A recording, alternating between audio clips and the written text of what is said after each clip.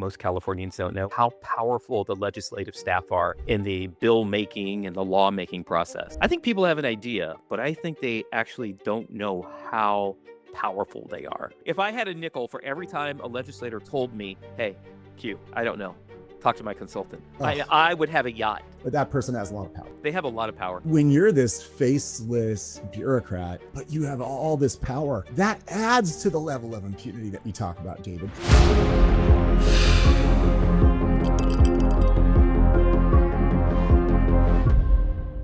Today, we're going to talk about something that I think most Californians don't know, and that is how powerful the legislative staff are in the bill making and the lawmaking process.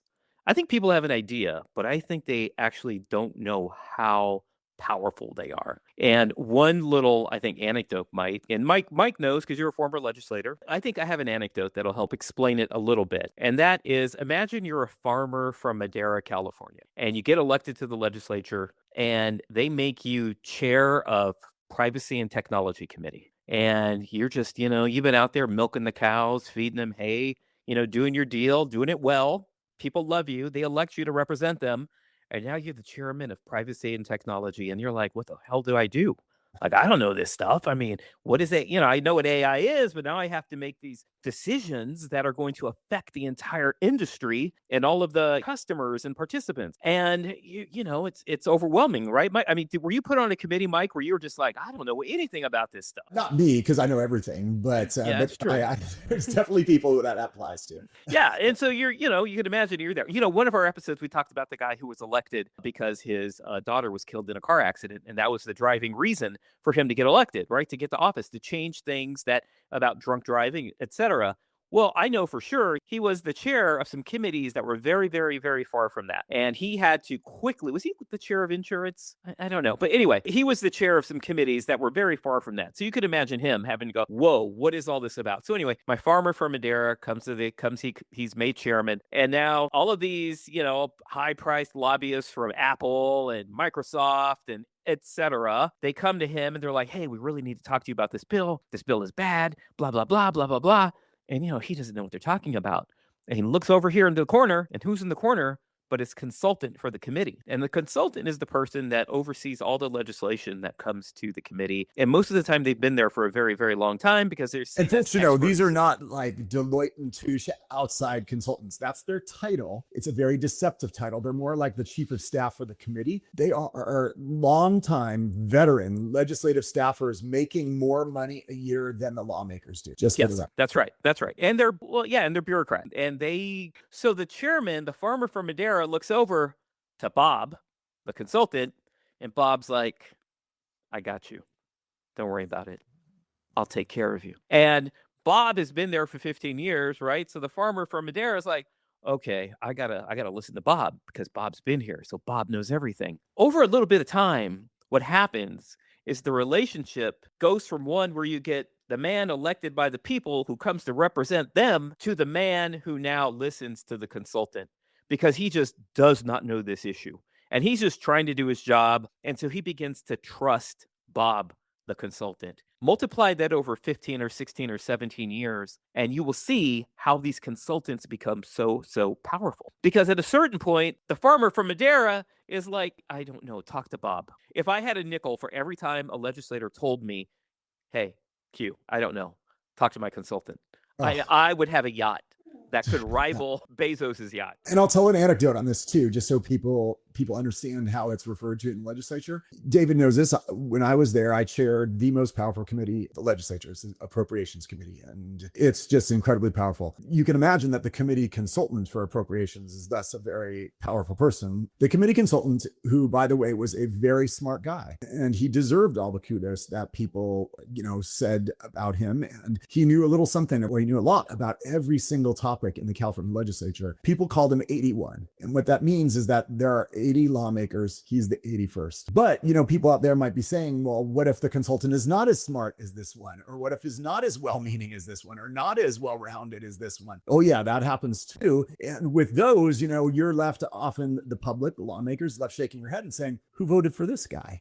How many votes did this consultant get? The consultant for the privacy committee. Who can even name who this person is? But that person has a lot of power. Yeah, they have a lot of power. And again, it's one where you could lobby the legislator, but oftentimes you really need to be lobbying the consultant, because the legislator is going to follow the lead of the consultant. I had a bill about a month ago. So right now I represent the repossessors, people that repossess your vehicle if you don't pay your shit. A popular lobby. I got the bail agents, I got the repossessors. All I'm missing are the pawn shop guys. There you go. And the trifecta. Right now, when they try to repossess your car, I have videos of people throwing themselves on the car. I have videos of people throwing their kids into the car so that the repossessor can't take it. So we wanted to make it a crime. It would be a misdemeanor, not a felony, a misdemeanor if you try to stop the repossessor from taking your car by throwing your body on it or throwing your kid in the window, which is dangerous. Yeah. This little 24-year-old consultant for this committee said, yeah, I don't think we really want people going to jail because they can't afford to pay a car bill. I'm like, dude, what are you doing? That's a consultant, right? It's like, do you understand that if people don't pay their bills, then it kind of screws the entire system up, bro? The entire system falls apart because it's contingent. And this is not people paying their bills. This is people throwing kids in a just about to stop moving car so that they can defeat something. Yeah, I mean, the lender just wants to get his capital back. That's all. He just wants his stuff back. But anyway, that's an example of a consultant who, because they're so young, they happen to have that lived experience, which many times is necessary. It's a little bit of a tangent, but it just goes to show you the power that these people have. Do these folks ever get drunk on power? Oh, God. So that's why we're bringing it up today. Because today we're hearing that there might be a plea deal between the chief of staff. Now, we were talking about consultants, but they're kind of the same.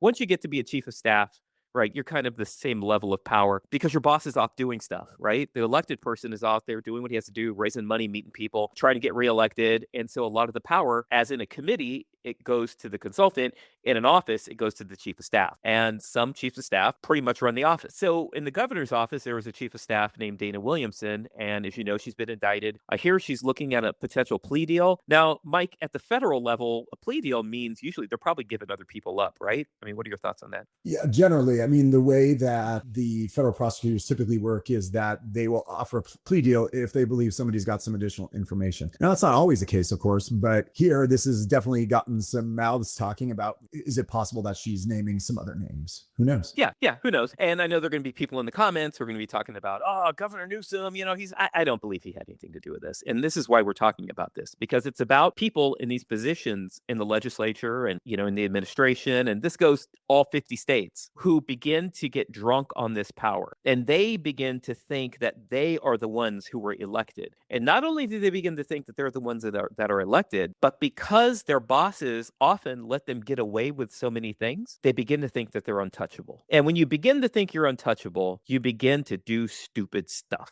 And I think that that's what we see. I've always liked to say that I think there are two kinds of people. There's a person who someone takes a shot at and it misses them. And they go, you know what? I'm going to make sure I never get into a place where someone takes a shot at me again. And there's another person who someone takes a shot at and it misses them. And they go, ha ha, I am God. I'm immune to bullets. There are two types of people. And I think oftentimes you figure this out when you give them a lot of power. Are they going to say, yeah, I need to be careful? Or are they going to say, I'm immune to bullets? And by the way, that is one of my favorite quotes of all time. It's a quote that you don't often hear that much, but Abraham Lincoln said, everybody can deal with adversity. You want to test a man's character, you give him power. That's right. And that's totally true. It takes a very, very, very special person to be given that much power, especially at a governor level, right? Where you're running a state the size of California. And essentially you're handed the keys because your boss is busy, right? People will disagree with us in the comments, but I am not trying to bring the governor into this because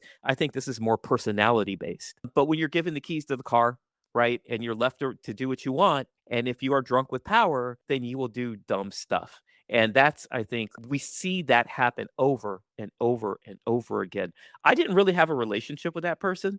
And pretty much because I kind of noticed the personality type. As I've told you before, I've seen those people come and go.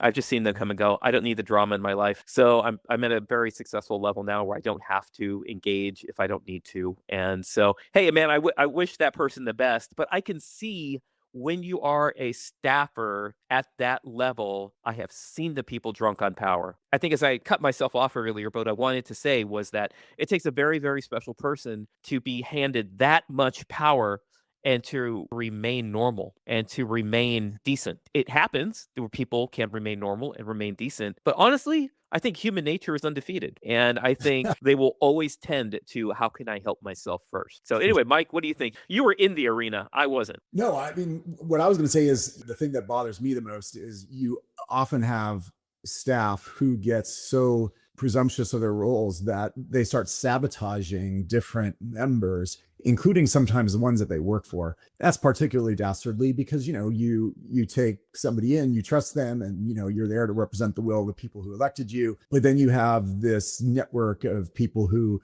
don't always have the best interests of folks at heart. It might have some relationships that you don't know about.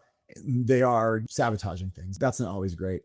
The second thing really does have to relate to what you said, which is these positions, they not only have almost as much power as an elected official, but they're also completely anonymous. When I was an elected official, if I did something stupid, and believe me, I did, I would hear about it on the radio, comments on social media. When I was back home shopping, right? People come up to me at the store and say, I disagreed with your vote on that. Okay, all right, I'm gonna own up to it, right? But when you're this faceless bureaucrat, but you have all this power, that adds to the level of impunity that you talk about, David. It adds this level of like, hey, I can do whatever I want. And it's not my name on the door. Right. I can be praised for the good things, and the bad things aren't going to come back on me. And so it adds to that level of impunity. That's a real shame. Where this podcast is about giving people a sense of what happens behind the system. Take notes on this episode because it's one of the most important things behind the system. Yeah, well, that's what I had. I just wanted to talk about it's the exception. It's not the rule, but those exceptions exist, and those are the staffers and the consultants that just really get drunk on that power. So anyway, we love sharing our thoughts with you. Give us a like, subscribe, tell a friend, and we'll see you next time. See you next time.